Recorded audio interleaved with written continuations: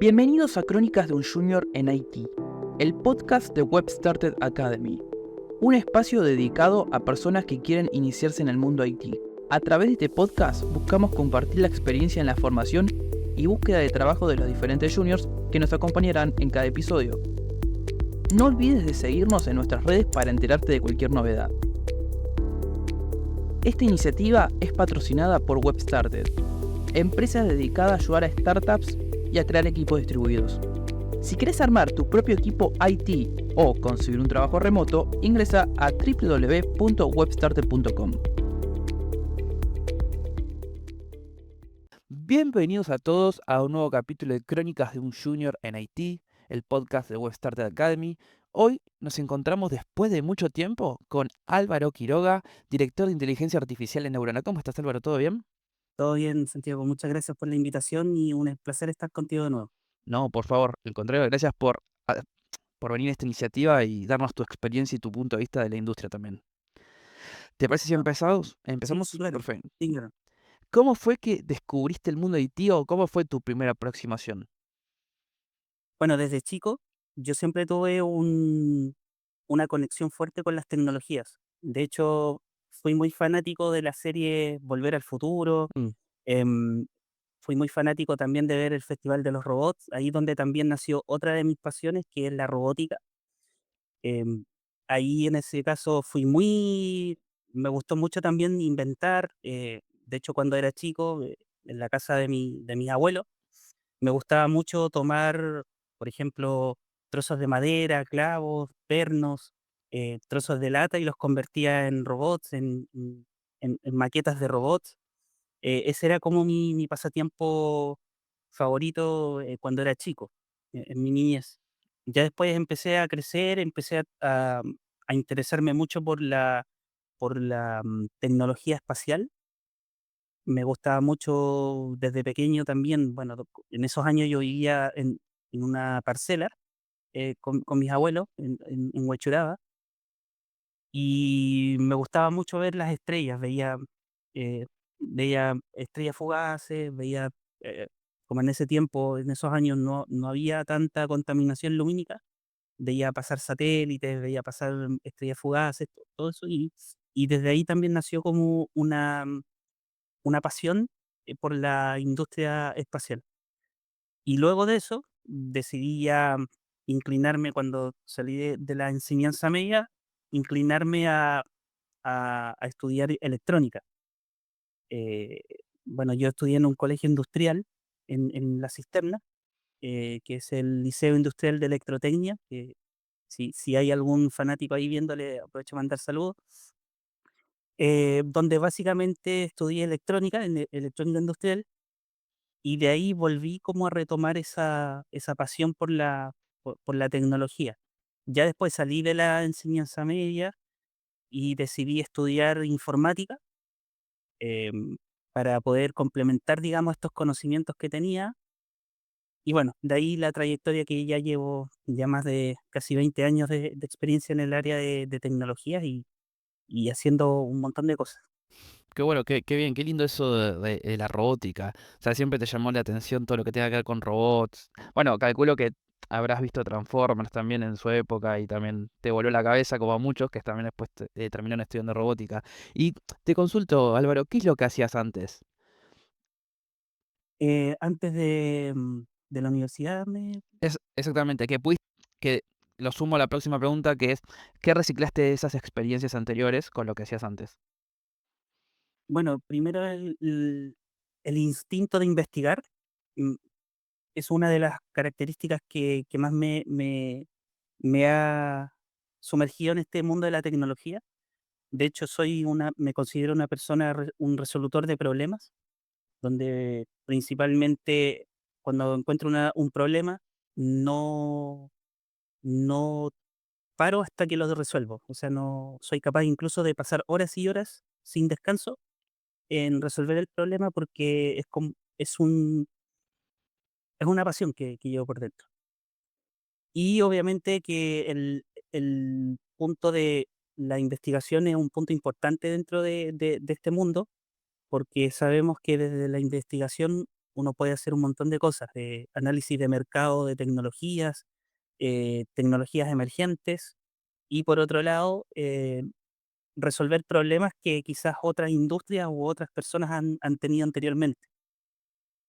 Luego de eso, incluso podría atreverme que después de hacer ese trabajo de investigación, lo documento para obviamente en el caso de que vuelva a suceder, tenga donde acceder a la información y también queda ese documento, ese know-how dentro de algún grupo, de algún equipo o incluso puede quedar a nivel público para que pueda ayudar a otros profesionales. Perfecto. ¿Y qué relación ves entre tus experiencias anteriores y lo que haces justamente hoy en día? Bueno, el tema de la investigación Sí. lo ocupo de bastantes. De hecho, actualmente participo en grupos de investigación y desarrollo, donde aporto también el conocimiento en estos casi 20 años. Ayudo también a otras personas a interesarse por esta disciplina de la investigación y desarrollo, eh, fomentando mucho los perfiles junior. Y por otro lado, la resolución de problemas. Es lo que más veo al diario. Perfecto. Y agarrando todo esto, ¿qué fue tal vez lo que a vos más te costó aprender o hacer? Programación es lo que más me cuesta y de hecho me sigue costando porque yo nunca fui muy lógico en mi, en los ramos que tuve de hecho en la universidad tampoco me fue muy bien en los ramos de programación. O sea, sacaba promedios normales, nunca destaqué.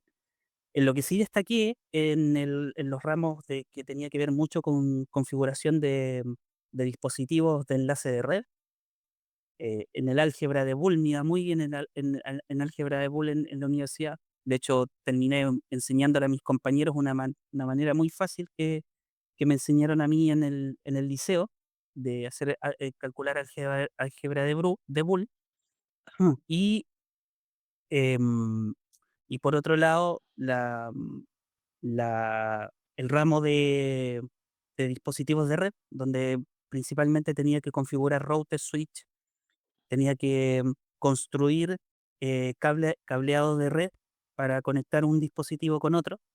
Ese ramo me apasionaba mucho. De hecho, una de las cosas por la que también estudié, la carrera de ingeniería de redes fue justamente para dedicarme a eso y complementarlo también con un poco de seguridad de la información. Pero cuando salí, digamos, de la universidad, bueno, yo no terminé la universidad, no, la verdad es que la carrera me fue decepcionando un poco y la dejé, la congelé. Y de ahí no, a lo único que me dediqué a especializarme en tecnologías emergentes. Ok, Después de eso, comencé a justamente dedicarme a investigar cómo funcionaban los enlaces de redes y mezclarlo con la seguridad de la información. Y llegué a la conclusión que me gustó mucho la carrera de seguridad, ciberseguridad. Hice un par de cursos, y nunca, bueno, nunca pude desempeñar el rol en particular. Quizás fue un tema de la vida, pero de ahí, desde que yo terminé este ciclo de la universidad, empecé a trabajar como administrador de infraestructura. Y de ahí nació toda la carrera, donde principalmente partí administrando servidores Linux en distribuciones Red Hat, CentOS, Debian. eh, La verdad que era muy entretenido, sobre todo la parte de resolución de problemas. Y de ahí, obviamente, también todo lo que es implementar un servidor nuevo, configurarlo, levantarlo, subirlo a producción, configurar el entorno de red y todo lo que conlleva un servidor en ese sentido. En esos años, estoy hablando año 2007, 2000, no, 2005, 2007, existían solamente estos emuladores de servidores virtuales, los VPS que se le llamaban en ese entonces.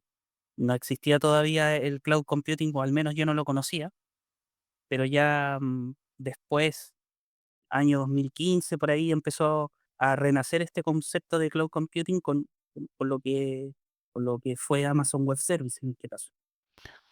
Y me estabas contando todas estas transiciones que tuviste, todos estos nuevos informaciones que fuiste adquiriendo con el largo del tiempo. Y yo te pregunto a vos, ¿qué es lo que más te sorprende de todo esto hoy en día del mundo IT en general? Lo que más me sorprende es lo rápido que avanza la tecnología. Eh, yo creo que la persona que se dedica a este rubro tiene que estar constantemente estudiando e investigando cuáles son las últimas tendencias. Yo lo asimilo mucho como a la carrera de medicina. Los médicos también, en este caso, tienen que estarse capacitando, haciendo especializaciones, porque cada año van saliendo nuevas enfermedades, van saliendo nuevos procedimientos quirúrgicos, nuevas tecnologías también. Y yo creo que esto le pasa tanto al área de medicina como al área de tecnología, que también, de hecho, van muy tomados de la mano. Yo creo que la persona que no tiene esa capacidad o esa disciplina de poder au autoaprender, o la capacidad de autoestudio, yo creo que está en graves problemas en esta época. Ok. Así como te pregunté qué es lo que más te costó aprender o hacer, ¿qué es lo que ahora menos te gusta del mundo IT? Buena pregunta. Yo creo que lo que menos me gusta es hoy en día las metodologías que están implementando las empresas, con respecto a la presencialidad. Encuentro que la pandemia, si bien es cierto, trajo cosas muy malas, a nivel de salud, por ejemplo, pero también trajo cosas muy positivas, como por ejemplo el trabajo remoto. Últimamente he visto mucho que empresas de tecnología están volviendo a lo que éramos antes, a la presencialidad, a, mm, a, a implementar sistemas que yo creo que a la época de ahora son prácticamente innecesarios seguir. Por ejemplo, yo soy muy pro del trabajo remoto por dos sencillas cosas. Primero, porque me da la posibilidad de tener un equilibrio familiar y personal, y eso nos afecta en, digamos, en mi desempeño. Yo, de hecho, antes de la pandemia trabajé muchos años de modalidad remoto, cuando trabajé en Oracle. Yo en Oracle estuve alrededor de 6 años, y los 6 años los trabajé de manera remota. Ahí es donde principalmente conocí el trabajo remoto, aprendí. De hecho, la primera vez que yo hice el trabajo remoto me costó mucho adaptarme porque uno cuando tú trabajas de manera remota tienes que ser muy organizado. Si no eres una persona organizada y eres una persona que no tiene un orden o una metodología en el trabajo, el trabajo remoto te come y el día a día de las labores de la casa también. Entonces, yo aprendí eso en Oracle. De hecho, a mí me capacitaron en Oracle para trabajar de manera remota. Y ahí es donde yo empecé a adquirir esta disciplina de trabajar remoto. Yo, por ejemplo, normalmente en las mañanas soy muy productivo. En la mañana soy lo más productivo posible, pero ya en la tarde empieza a bajarme el cansancio, el agotamiento, y ahí es donde preferentemente prefiero hacer cosas que me demanden poca energía. En las mañanas tomo reuniones, resuelvo problemas, y en la tarde quizás reviso correo o organizo el día, el día posterior, lo organizo en la tarde. Tengo mis horas de descanso, tengo mis horas de desconexión, mis horarios de break, todo lo tengo em, prácticamente planificado. Entonces, eso es lo que ahora no me ha gustado mucho de las empresas hoy en día, que están volviendo a a la presencialidad. No digo que esté malo, no digo que esté malo, pero resulta que me he topado con muchos colegas que, por ejemplo, piensan igual que yo, que dicen: "Oye, si esa reunión la podemos tomar desde la casa, ¿por qué tenemos que ir a una oficina a conectarnos de manera virtual?". Eso lo encuentro bastante tonto. Lo otro también que encuentro tonto es que una actividad, no sé, u una actividad común que hacemos los informáticos, que es administrar plataformas o desarrollar plataformas en AWS o configurarlas o armar arquitecturas, lo podemos hacer desde la casa. Yo entiendo que de repente tenemos que compartir con los compañeros. Sí, yo soy muy pro de compartir con el equipo, pero no necesariamente trabajando se puede compartir ir un día a la oficina en vez de ir a trabajar, ve a almorzar con tus compañeros o vea un día para compartir con ellos, no sé, hay oficinas que tienen videojuegos, que tienen salas de entretención, vea a esas instancias, pero no ir a trabajar, o sea, al menos en Neurona no queremos fomentar esa, mm, esa ideología, por decirlo así. Perfecto. Ahí justo nombraste Neurona. Antes de que te pregunte qué es Neurona, te pregunto, en un principio, ¿vos conocías todos los roles que había en el mundo de IT? Sí, sí, desde mucho tiempo, o sea, yo pasé prácticamente por varios, pasé como administrador de sistemas, luego pasé como ingeniero preventa, que también es parte es una mezcla entre lo comercial y lo técnico. Pasé como ingeniero de proyectos, pasé como ingeniero de sistemas también. Luego pasé como arquitecto de soluciones y ahora el último rango que estoy desempeñando es ser CTO fraccional para diversas startups. O sea, pasé prácticamente por 6 cargos. Ok, perfecto. Y ahora justo que nombraste anteriormente Neurona, ¿qué es Neurona y cómo fue que surgió la idea? Bueno, Neurona nació en el año 2022 como un proyecto de investigación y desarrollo para lo que es tecnologías de inteligencia artificial, realidad virtual y robótica. Eh, Y todo esto nació de mi pasión. Empecé a involucrarme mucho en la industria aeroespacial y en la industria de los videojuegos, justamente por la necesidad de combinar estas tecnologías y poder hacer quizás un ecosistema donde se pudieran mezclar todas estas tecnologías. De hecho, en el año 2000, a finales del 2021, yo trabajé en una startup que estaba en España. Bueno, ahora las startups cerró cuando surgió este golpe de las tech en el 2023, pero yo trabajé como CTO fraccional en esa startup y me tocó dirigir un equipo, armar y dirigir un equipo de 9 desarrolladores. Me tocó liderar la construcción del MVP del proyecto y luego el- ¿cómo se llama? El paso a producción de esta plataforma. La, mm, La primera experiencia positiva que tuve de esta experiencia fue que gracias al equipo que armamos y gracias al potencial que implementamos en el equipo, la empresa pudo conseguir un financiamiento de $60.000 por un fondo de inversión que está ligado a las blockchain. Ok. Y gracias a eso se pudo seguir con el proyecto, pero ya después, bueno, llegó todo este punto de la crisis de las Big Tech y se desplomó todo.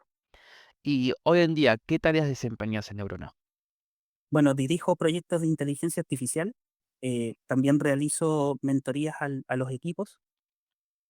Soy muy pro de implementar metodologías dentro de un equipo. De hecho, realizo workshops de metodologías Lean Startup, Design Thinking y Scrum.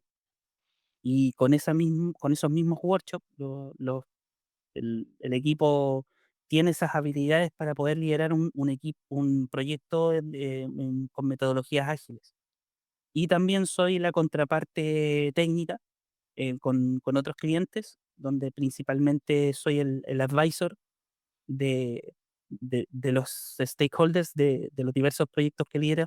Actualmente lidero 4 proyectos, eh, donde principalmente soy la cara visible de Neurona en la parte técnica y donde también lidero a cada equipo y a cada célula que está inmersa en estos proyectos. Ok, perfecto. Y ahora, ya un poquito más personal, te pregunto, ¿vos considerarías moverte a otra área en IT? ¿Te llama la atención, tipo, por ejemplo, diseño UX UI, marketing digital, algún área en particular que te guste producto? Sí, mira, este último tiempo, yo creo que estos últimos meses me ha tocado mucho ver productos digitales, innovación y productos digitales. Yo creo que esa es la otra área que me gustaría eh, desempeñar. liderando quizás una célula de producto, una célula de innovación. ¿Por qué? Porque ahí hay mucho análisis de mercado, investigación y desarrollo y disrupción. Esos son la- los conceptos que más me gustan, digamos, nombrar dentro de la tecnología. Y bueno, también me he capacitado, he hecho cursos de Product Owner, de Design Thinking, Lean Startup y todas estas metodologías que están últimamente siendo muy famosas dentro de los proyectos de startup. Perfecto. Y volviendo también, puede ser al principio o puede ser también ahora por lo de la AI. ¿Crees que tenés o que tenías justamente suficiente información cuando arrancaste en todos estos caminos? No, no, la verdad que no. Yo creo que, si hablamos de porcentaje, yo creo que un 15 o un 20% de información tenía en estos momentos. Todo lo demás lo tuve que aprender, tuve que investigar, invertir muchas horas a la semana en investigación y también generar contactos. Eso también es lo que me ha ayudado justamente a crecer, generar contactos que trabajan en las industrias que yo quiero desempeñarme. Les pido información, soy mucho de ocupar LinkedIn. Construyo redes de manera muy fácil en LinkedIn, se me da mucho la facilidad de construir redes y pregunto, soy mucho de preguntar. ¿Por qué está pasando esto? ¿Cuál es el comportamiento de esta tecnología? ¿Por qué los negocios digitales o las startups o los corporativos están inclinándose por estas tecnologías? Y, y lo último también que digo, lo hacen por moda, lo hacen por necesidad, lo hacen por un cambio cultural o por un cambio del modelo de negocio. Entonces, todas esas preguntas me las hago internamente, las anoto en un cuaderno y empiezo a hacer mi análisis correspondiente. Y de ahí saco conclusiones y digo, ok, este negocio o esta empresa se está dirigiendo, está implementando inteligencia artificial por tal motivo, tal y tal motivo. Ok, y bueno, voy a tomar justo eso al final que me agarraste del análisis que estás diciendo y todo lo que conlleva eso y que estás mucho en LinkedIn. Y con eso te quiero preguntar, vos hoy en día, ¿crees que hay posibilidades en el mundo de IT? Puede ser de AI, producto, marketing o justamente programación. eh, ¿qué posibilidades crees que hay hoy en día? Yo creo que muchas, muchas. ¿Por qué? Porque la tecnología nos abre oportunidades infinitas. De hecho, me atrevería a decir que todas aquellas personas que están estancadas en su carrera profesional y sacando, digamos, la tecnología de lado, existen muchas maneras de poder reinventarse. Eh, yo, por ejemplo, tengo un caso cercano de un chico que mentoricé. Él venía de la carrera comercial, de la carrera comercial, si mal no me equivoco. Trabajó muchos años en el rubro de seguros, vendía seguros en estas aseguradoras como MetLife y otras más. Trabajó 5 años y vio que su carrera se estancó. Dijo que no, a mí al menos en lo personal me dijo que ya no le atraía lo que estaba haciendo y quería explorar nuevas posibilidades, pero sentía ese temor de que si transicionaba de carrera no lo iban a contratar en ninguna empresa más y iba a tener años perdidos. Entonces, bueno, lo mentoricé, eh, él quiso irse por la parte de desarrollo, de programación. Hicimos un par de reuniones, le indiqué cuáles eran los stacks tecnológicos más utilizados en las empresas. Hicimos construimos un pad carrier de aproximadamente 6 meses, donde le especifiqué que se dedicara a estudiar estas tecnologías y estas otras de acá. Por ejemplo, eh, React en el front o Angular con Next o Ionic en este caso de Angular, Node.js en el backend, TypeScript y no me acuerdo cuál era la otra. Y para la parte de datos, PostgreSQL, MongoDB y todo eso que lo mezclara dentro de un mismo ecosistema que es AWS. Le dije, apréndete esas cosas, hagamos un path career con estas tecnologías emergentes que están siendo bien utilizadas y te aseguro que en un periodo de 6 meses puedes incluso conseguir un empleo. Siguió la pauta, siguió el path career como corresponde. De hecho, ni siquiera hizo em, cursos, ¿cómo se le llama? Se me olvidó cursos oficiales, Ok. cursos oficiales, sino que él todo lo estudió de YouTube, leyó libros. De hecho, yo soy mucho de leer libros. Estudió libros de DevOps, de O'Reilly, de la plataforma O'Reilly, y de ahí lo capacité en AWS, le hice una pequeña capacitación, le indiqué que si armara que se creara una cuenta en Skill Builder. También le indiqué los cursos que tenía que hacer, los gratuitos que están dentro de esa plataforma, y en 6 meses ya sabía programar, sabía deployar eh, un bucket S3, una función, sabía configurar una función lambda, crear un trigger para disparar un evento. Ya lo manejaba en 6 meses, en 4 meses, diría yo, 4 meses. Y la última estrategia que le di para que pudiera conseguir un empleo era que se ofreciera a trabajar un mes gratis en cualquier empresa que necesitara o 2 o 3 meses como máximo. Lo hizo, trabajó en un proyecto, de hecho, trabajó también en un proyecto con nosotros, colaborando, y ya está trabajando. Mira, Hace poco me acaba de decir que consiguió empleo. Él es un chico de Ecuador, se llama Eric, es la verdad que un muy buen profesional. Y cuando me contó eso, yo me puse contento porque, de hecho, cuando él decidió participar en estos proyectos de manera colaborativa, yo lo primero que le dije es que esto te iba a traer un beneficio muy, muy enriquecedor, no solamente por la experiencia de trabajar en un proyecto real, sino porque le iba a abrir paso a su primera experiencia laboral en una empresa. Y así fue. bueno, bien. Bueno, saludos a Eric si está viendo el podcast. Saludos a Eric. Y te pregunto ahora con respecto a esto, ¿cuál crees vos que es la mayor dificultad a la hora de abordar todos estos problemas o buscar tu primer trabajo en Haití? Yo creo que la persistencia es un punto clave para encontrar un trabajo.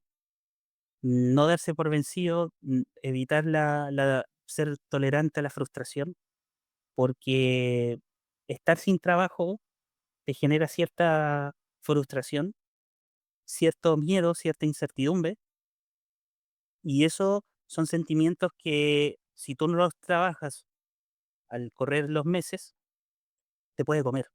Mm. De hecho, te puedo decir que la media promedio para encontrar trabajo, al menos acá en Chile, y me imagino que también en otros países de Latinoamérica, la media promedio era 3 meses. Ahora esto ha ido incrementando un poquito más porque, claro, se está reajustando todo este ciclo de ofertas laborales se ha estado reinventando, ha estado cambiando constantemente. Hay empresas que a veces no saben lo que necesitan realmente para sus equipos. Hay otras empresas que sí lo tienen claro, pero quizás no cuentan con el presupuesto necesario. eh, y yo creo que como candidato uno tiene que ser bastante persistente. En mi caso, por ejemplo, cuando yo, gracias a Dios, quedé muy pocas veces sin trabajo, o me despidieron. La mayoría de las veces de mis despidos fueron por necesidades de la empresa, o era porque la empresa estaba pasando una crisis económica, o básicamente porque se reestructuró el modelo de negocio. Pero afortunadamente nunca fue por mal desempeño ni por otros factores. Entonces, ¿qué pasó? Yo lo que hacía era 2 3 cosas principales. La primera, hacía una investigación de mercado, donde veía que tanto en LinkedIn como en otras plataformas, cuáles eran los cargos más demandados en el área de TI. Y siempre se repetían los mismos. En este caso, DevOps, ingenieros de sistema, ingenieros de datos, arquitectos. Y después de todo ese ranking, empecé a buscar cuáles eran los mejores pagados. Generalmente los desarrolladores que tenían más de 5 años de experiencia en ciertas tecnologías Los arquitectos es un perfil muy, muy específico, muy, muy demandado y con poca oferta, y son los mejores pagados dentro del mercado. De ahí empecé a ver cuáles eran las tecnologías y las herramientas más utilizadas, y con toda esa información yo empecé a hacer búsquedas en LinkedIn, cuánta oferta había. Al haber poca oferta, decía, bueno, acá hay una oportunidad de aprender nuevas cosas, y me ponía a estudiar. Lo otro que hice también, por ejemplo, es contactarme con arquitectos de Google, de Amazon, de Oracle, y les preguntaba, por ejemplo, cuál era su día a día, sus responsabilidades. Muchos me contestaron, otros no me pescaron, pero de los que me pude lograr reunir y tuvieron esa voluntad de poder explicarme esto, yo anotaba toda esa información, y en base a esa información yo me ponía a estudiar. Y así es como yo, por ejemplo, llegué a ser arquitecto, en un periodo de 1 año y medio. Wow, Y, y con eso, con esa información y con ese pad que me lo armé yo mismo, yo no tuve un mentor ni nada de eso, todo eso lo hice por mi parte. Estudié, me preparé, hice laboratorios, y también una parte importante que aquí al menos en Chile ha sido un poco cuestionada por un caso en particular que pasó. No, no tengan temor, ni tengan, ni tampoco crean que es malo trabajar un par de meses gratis, porque yo lo hice para aprender y para tener esa experiencia, porque hoy en día valoran mucho la experiencia.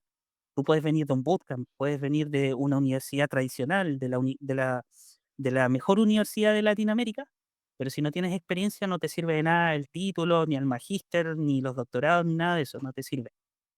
Lo que te sirve es la experiencia, las heridas de guerras que tú has tenido en proyectos, porque de eso tú puedes venderte a la empresa que lo necesita. Y eso es otro punto también que me gustaría tocar, bueno, más adelante, cómo poder venderte ante una empresa para destacar por sobre el resto. Esas son las claves básicamente para tener éxito en una posición o en una relocación laboral. perfecto. Y ahora con eso que me decís, volviendo a algo un poquito más personal a vos, a nivel profesional vos, ¿cuáles son tus mayores metas u objetivos? Puede ser a largo plazo, mediano o corto, como quieras vos, de acá a algunos años. Bueno, uno de mis metas ahora a mediano plazo es poder aprender robótica, hacer un curso de robótica, y mezclarlo con todo el conocimiento de inteligencia artificial que he hecho, que he estudiado, que me he preparado, y más adelante quizás tener otra línea de negocio dentro de Neurona, que se dedique a la construcción de robots inteligentes para el uso del beneficio de la población.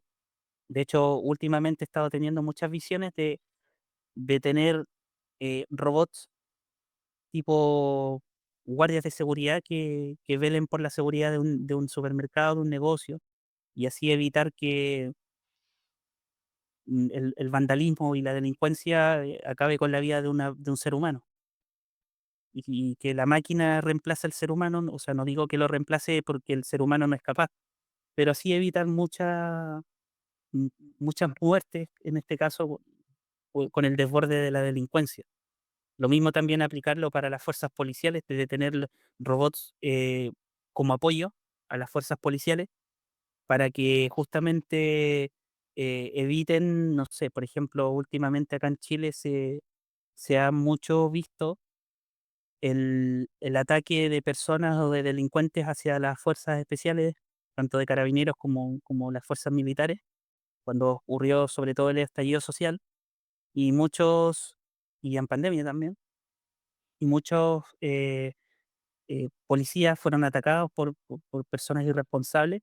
Entonces, creo que la robótica, un robot que puede apoyar a hacer un control de identidad o hacer un control de detención podría apoyar bastante en un mediano plazo. Estamos hablando de mediano plazo, 10 15 años más. Perfecto. Y recién estaba hablando de los juniors. ¿Qué, qué consejos o ¿Qué desafío vos ves en aquellas personas que están dando sus primeros pasos? ¿Qué consejos les darías? Puede ser desde tu área en particular o un consejo más amplio en general.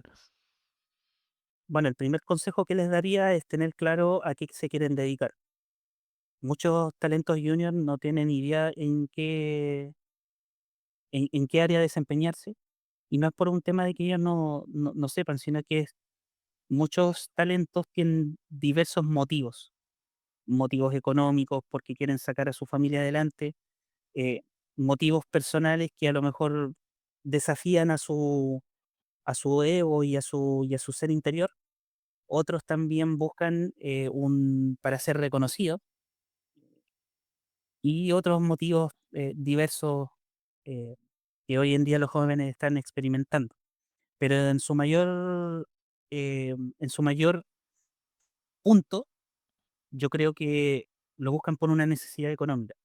Y ahí, cuando, por ejemplo, los juniors que yo he mentoreado, cuando me dicen eso, se tiene que armar una estrategia distinta a lo que quiere una persona para ser reconocida. Porque, por ejemplo, tuve 2 casos de un junior que quería sacar a su familia adelante y otro que solamente quería por entretención, porque le gustaba, lo mantenía entretenido. Este chico sufría de depresión, entonces necesitaba mantener su mente ocupada. Entonces, para esos 2 casos en particular se utilizan distintas estrategias para abordar el path career en este caso. Quizás en el primer caso, donde este chico que necesitaba sacar a su familia adelante, tiene que ser un path career, eh, quizás corto o mediano, para que no tenga tanta desmotivación en el camino, quizás unos 6 meses máximo, para que después de esos 6 meses ya tenga la preparación necesaria, haya trabajado en un proyecto real y ya después pueda conseguir su primera experiencia laboral, versus el otro, que lo necesita para mantener su mente ocupada y quizás a lo mejor puede ser un una carrera un poco más extensa y haciendo laboratorios de por medio, pero siempre manteniendo ocupada la mente. Entonces son distintas estrategias que se aplican a cada caso. Perfecto. Y hace un ratito nombraste eso de cómo podías hacer para venderte vos como para la empresa que te contrate la empresa. ¿Qué consejo darías sobre eso? Bueno, también va a depender mucho, pero generalmente el consejo que doy es que se preparen para las entrevistas, investiguen sobre la empresa, investiguen la cultura que tiene la empresa y sobre todo investiguen al entrevistador, porque en el caso de las entrevistas, el yo te diría que el 40% del éxito de una entrevista es saber qué es lo que necesita la empresa y qué es lo que requiere el entrevistador, al menos el entrevistador técnico. Por ejemplo, si están buscando un arquitecto para una empresa porque están en pleno transformación digital, lo primero que va a necesitar el entrevistador es que obviamente tenga la experiencia como arquitecto, las tecnologías que está utilizando la empresa y el tema del fit cultural. Eh, el proceso de transformación digital dentro de una empresa no es solamente que se implemente tecnología disruptiva, sino que haya una cultura de cambio, una cultura organizacional ligada a la tecnología, pero también que sea una cultura ágil y colaborativa. Entonces, se tienen que trabajar todos esos puntos. Por ejemplo, si yo vengo de una empresa o de un corporativo y quiero pasarme a una startup, no es la misma experiencia que tú tienes en un corporativo a pasar a una startup. En una startup generalmente cuando tú llegas como un desarrollador o como un talento, generalmente tienes que hacer de todo. No estábamos diciendo que a lo mejor yo como, no sé, como arquitecto dentro de una startup tenga que hacer trabajos de marketing ni trabajos de finanzas. No, lo que me refiero es que tenemos que tener lo que se llama iniciativa de, por ejemplo, oye, si yo puedo, no sé, pues si a mí me contrataron como arquitecto y puedo desarrollar o puedo apoyar desarrollando, lo puedo hacer sin ningún problema. Eh, una cultura colaborativa. No se ve tanto esto en el ámbito corporativo, porque en un ámbito corporativo tú tienes, tú ya sabes lo que tienes que hacer y haces eso solamente. Y generalmente en los cargos que hay en un corporativo tienen tareas muy específicas. Entonces tú te dedicas a eso, porque, por ejemplo, hay otro compañero que se dedica, no sé, al área de marketing, hay otro compañero que se dedica al área de finanzas, hay otro compañero que se dedica al área de tecnología. En cambio, en una startup tú puedes apoyar tanto en marketing con ideas, puedes apoyar a finanzas quizás con, ¿cómo se llama esto? Recomendando una plataforma en particular que hayas utilizado que sea fácil, etcétera. Perfecto. Y para cerrar, te hago la última. Em, Vos como director de inteligencia artificial, ¿cómo ves el avance de la AI en estos últimos 2 o 3 años? ¿Y cuál es el futuro los futuros progresos que puedas decir que veas venir? Bueno, la AI llegó para quedarse. Hay una cosa que a mí me molesta mucho, que dicen que la tecnología, la AI te va a quitar el trabajo, y no es así, no es así. Las personas que impulsan a decir eso están sumamente equivocadas o no tienen idea de lo que es la AI. La AI vino para ser un complemento, una ayuda para todos nosotros, para desarrolladores, para ingenieros de proyectos, para cualquier, incluso me atrevería a decir para cualquier área. Pero esa es una parte de la inteligencia artificial, que es lo que comúnmente conocemos como inteligencia artificial generativa. Pero dentro de la inteligencia artificial hay muchas otras disciplinas. La AI responsable, la seguridad de la AI, em, lo otro es también lo que es machine learning, deep learning, todo eso, entrenar modelos personalizados a nivel, como por ejemplo GPT-4, Cloud, los más comunes. Y también está todo lo que es proceso y automatización de flujos, pero eso es, como te decía, es una pequeña parte, porque, por ejemplo, la inteligencia artificial la podemos implementar incluso para lo que es realidad virtual, la podemos integrar con la robótica, la podemos integrar con procesos industriales, con muchas otras cosas más. Entonces, yo creo que la AI es algo transversal a las distintas áreas de una compañía, y hay que saber implementarla porque también no es solamente crear un robot, un chatbot, y que te venda, te haga marketing, te escriba, te publique en LinkedIn. No, no, la IA va mucho más allá de eso. Y yo creo que de aquí a unos 30 años más, la inteligencia artificial se va a ir empezando a ver tanto en la parte de datos, eh, clasificación e identificación de datos para entrenamientos de modelos de machine learning, para la robótica, que era lo que te comentaba, de implementar AI en modelos entrenados para implementarlos en un circuito de BCI en los robots, para que ellos tengan autonomía, puedan expresar, eh, incluso me atrevería a resolver problemas y situaciones que los humanos también podrían hacer. Entonces va mucho más allá y y yo creo que va a venir muchas oportunidades de aquí a un mediano o largo plazo. Perfecto, Álvaro. Bueno, ojalá así sea. Y bueno, ¿dónde te podemos seguir, leer o ver? Bueno, yo estoy muy presente en LinkedIn. Voy ahí a dejar en el post cuando salga el capítulo. Voy a dejar ahí mi post, mi perfil de LinkedIn para que puedan acceder. Mi nombre es Álvaro Quiroga Toledo. Me pueden encontrar también como director de AI en Neurona. Y me pueden ubicar también en redes sociales, pero mayoritariamente me desempeño en LinkedIn, ahí es donde más interactúo con la gente. Y bueno, aprovechar también de dar un mensaje, un último mensaje a los juniors que están justamente en este proceso de reinvención o de querer crecer. No le tengan miedo a aprender, no tengan temor de tampoco equivocarse, es parte del aprendizaje. También el equivocarse en las entrevistas de trabajo, tampoco tengan miedo, porque todo esto es parte de un aprendizaje. De hecho, yo todavía me sigo equivocando, yo ya voy a cumplir mis 40 años ya el próximo año, y ya me he equivocado bastante, me sigo equivocando, Por lo tanto, para mí toda equivocación o todo error es un aprendizaje, y eso mismo se lo quiero transmitir a los juniors que muchas veces entiendo que sientan miedo de equivocarse por fallar, pero eso es parte del aprendizaje, así que a darle con todo. Bueno, Álvaro, muchísimas más gracias por haber participado de este proyecto. Espero que lo hayas pasado bien, lo hayas disfrutado. Vamos a dejar tus redes en la descripción, tanto el LinkedIn tuyo personal como el de Neurona.